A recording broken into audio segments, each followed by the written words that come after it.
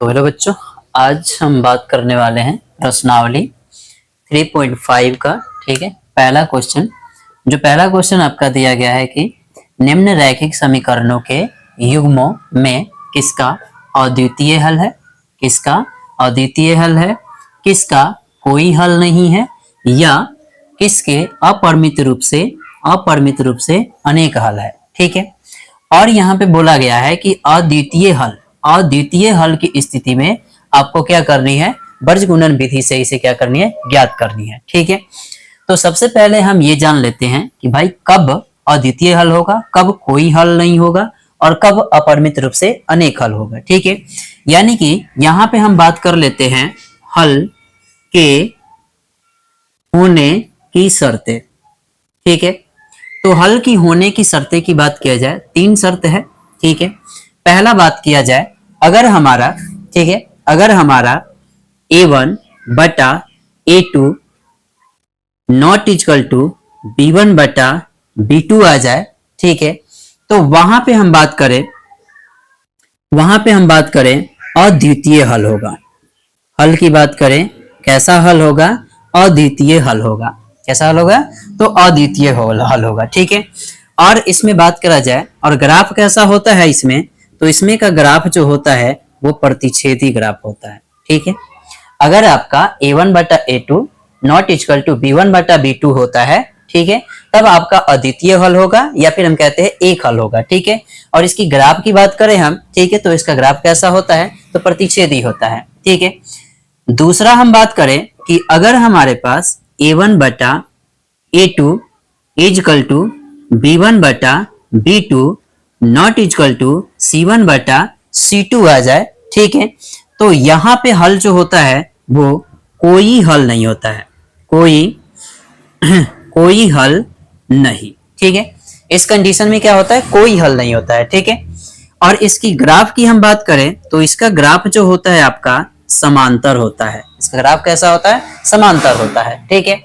तीसरी शर्त की अगर हम बात करें तो तीसरा शर्त ये होता है कि a1 बटा a2 इजकल टू b1 बटा b2 इजकल टू c1 बटा c2। ठीक है, तो इस प्रकार से अगर हमारा आता है, ठीक है, तो इसमें हल जो होगा वो अनेक हल होगा।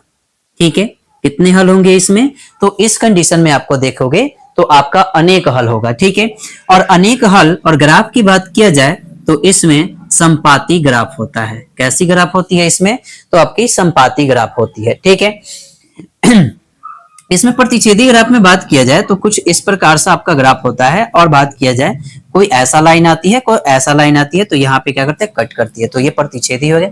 समांतर की बात किया जाए, कुछ इस प्रकार से ग्राफ होता है, एक ग्राफ गई सी, ठीक है, इस प्रकार से इसके समानांतर एक और जाती है, तो उसको समांतर कहते हैं।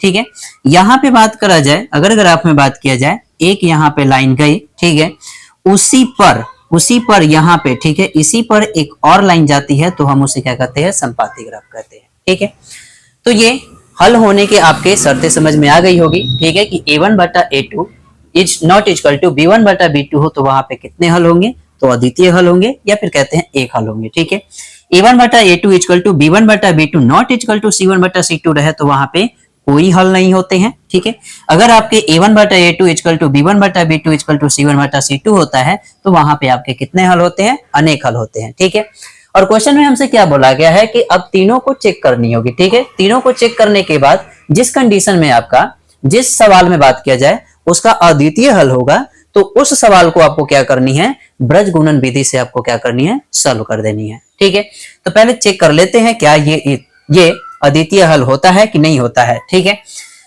तो यहां से अगर हम बात करें, इसके आगे कुछ नहीं है, तो इसका मतलब होता है एक है। ठीक है, तो यहां पे बात किया जाए, a1 इक्वल टू कितना हो जाएगा, 1 हो जाएगा। ठीक है, यहां पे बात करें हम, b1 इक्वल टू कितना हो जाएगा, -3 बोलोगे, कितना बोलोगे, -3। ठीक है, इसके बाद c1 इक्वल टू कितना है, तो यहाँ पे भी -3 है, ये लिख लेंगे हम पहले। ठीक है, दूसरी समीकरण से देखा जाए तो a2 इक्वल टू कितना हो जाएगा, 3 हो जाएगा, b2 इक्वल टू कितना होगा, तो यहां से -9 होगा, और c2 इक्वल टू कितना होगा, तो यहां से -2 हो जाएगा। ठीक है, अब हमें चेक करनी है कि हल कैसा है, तो a1 बटा a2 इक्वल टू b1 बटा b2 इजकल टू C1 बटा C2 इस पे रख के हम चेक करेंगे, ठीक है। तो A1 की बात किया जाए, A1 कितना है 1 है, तो 1 हो जाएगा बटा में A2 कितना है तो 3 है, तो 1 बटा 3 हो गया बराबर में, ठीक है। B1 कितना है -3 है, तो -3 हो जाएगा ये, ठीक है। B2 कितना है तो -9 है, ठीक है। इजकल टू C1 की बात किया जाए, C1 की बात किया जाए तो -3 है, C2 की बात किया जाए तो बटा में -2 है, ठीक है। अब हम बात करते हैं, यहां से ये माइनस तो माइनस कैंसिल हो जाएगा, ठीक है। 3 एकम 3 होगा और 3 3 का कितना होगा 9 होगा, ठीक है। यहां से माइनस और माइनस क्या हो जाएगा कैंसिल हो जाएगा, ठीक है। तो हमें यहाँ पे चीजें दिखाई दे रही है कि ये 1/3 है इजकल टू 1/3, ये भी ठीक है। यहाँ पे देखा जाए नॉट इजकल टू 3/2 है, यहाँ पे क्या है नॉट इजकल टू 3/2 है, ठीक है। तो अब हम यहाँ पे चेक करेंगे कि ये जो कंडीशन आया इस तीनों में से किससे मैच करता है, ठीक है।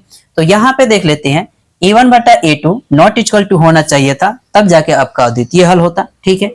दूसरे वाले में देखा जाए A1/A2 equal to B1/B2, A1/A2 equal to B1/B2 क्या है बराबर है, ठीक है। नॉट इक्वल टू C1/C2, तो यहाँ पे भी नॉट इक्वल टू C1/C2 है, ठीक है। तो इसलिए इसका कोई हल नहीं है, ठीक है। तो हम लिखेंगे अतः दिया गया रैखिक समीकरण युग्म के कोई हल नहीं है, ठीक है। अब यहाँ पे देख लीजिए कि अगर कहा गया कि यहाँ पे कोई हल नहीं है, तो कोई हल नहीं है तो इसको बीजगुणन विधि से बनाने से कोई फायदा नहीं है, नहीं बनेगा, ठीक है।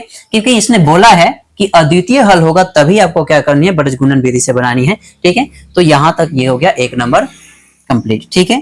तो ये आपका आंसर हो गया, ठीक है।